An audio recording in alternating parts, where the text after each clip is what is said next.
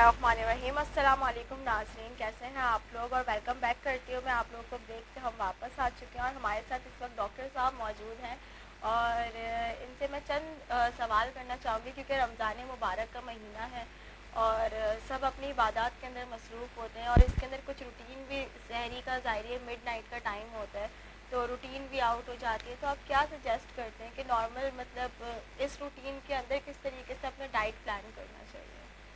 इब्तदाई बातें तो पहले भी हुई।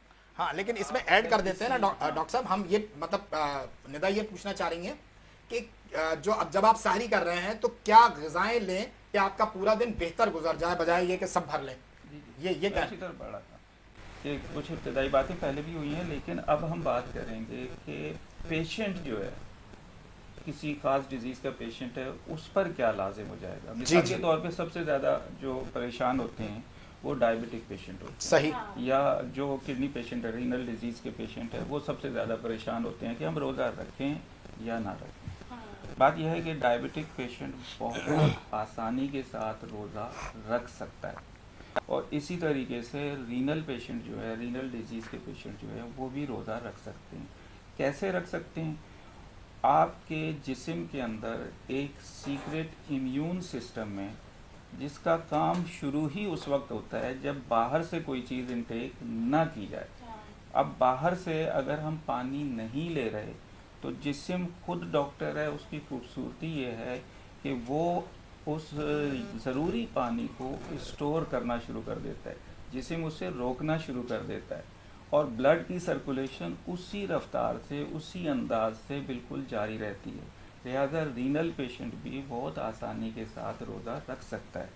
अब होता यह है कि जो किडनी के पेशेंट होते हैं वो सहरी में वो ये सोच कर कि भाई एक लंबा टाइम मुझे जो है वो पानी के बगैर गुजारना है, तो खूब जग भर भर के पानी पी लेते हैं। यहाँ ये गलत है।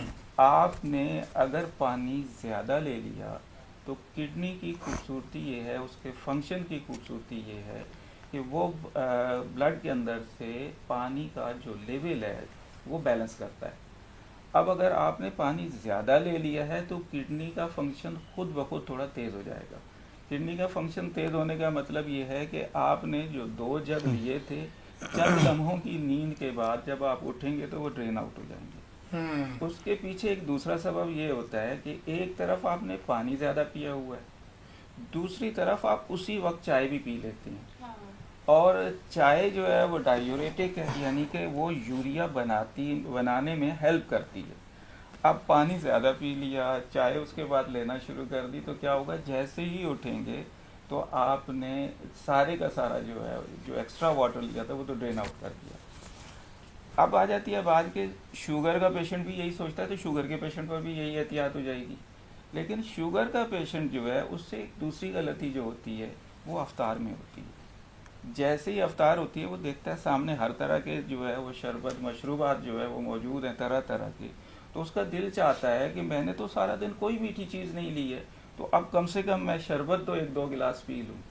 देखिए, आपके जिस्म ने खुद से दिन में इंसुलिन को बैलेंस कर दिया था, शुगर लेवल को बैलेंस कर दिया था, लेकिन आप लिक्विड फॉर्म में एकदम से जो है वो बहुत ज़्यादा शरबत जो है वो पी लेते हैं, तो शुगर के पेशेंट की यहाँ गलती होगी। अच्छा डॉक्टर साहब, आपने ये तो बताया कि शुगर के पेशेंट्स हो गए वो किस तरीके से रोज़ा मैनेज कर सकते हैं, मगर इसके अंदर कुछ पेशेंट्स ऐसे होते हैं जिनके लंग्स का प्रॉब्लम होता है, उन्हें पथरी होती है और उनको पानी ज़्यादा इंटेक करना होता है नॉर्मल पर्सन से ज़्यादा, तो वो किस तरीके से रोज़े को मैनेज करें? अब आपने 2 चीज़ें मिक्स कर दी, बात लंग्स की भी की है और उधर पथरी की भी बात की है।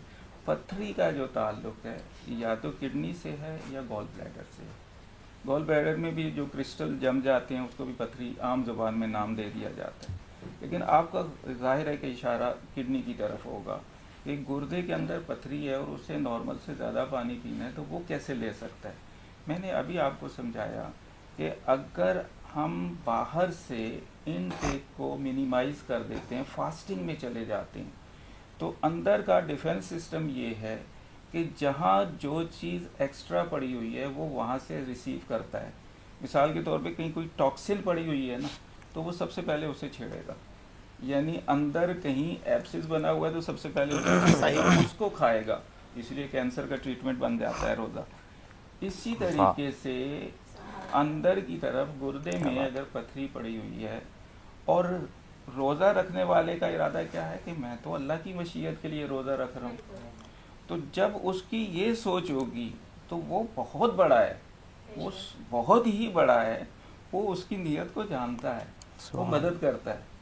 सूफीज़म में क्या होता है कि हम तो सहरी में भी पेट भर के खाते और रात को भी फिर हम कुछ नहीं छोड़ते, बराबर में जो बैठा हुआ है उसका भी उठा के इधर ले आते हैं। ऐसे ही है, ऐसे ही। ये हमारे मामूलात हो जाते हैं। लेकिन सूफी क्या कहता है, सहरी वो चंद निवाले खाता है और रात को अफ्तारी भी वो खजूर से कर लेता है।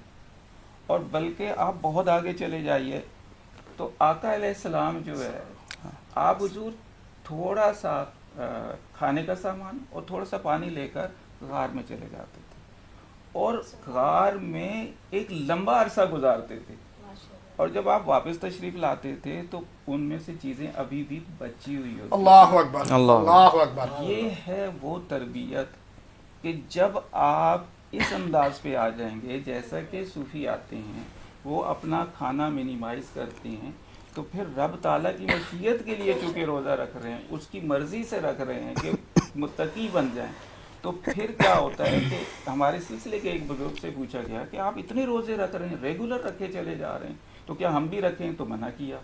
पूछा फिर आप कैसे रख रहे हैं? तो कहा एक ख़ास वक्त में मुझे एक ख़ास किस्म की खुशबू आती है और उससे तबीयत सैर हो जाती है।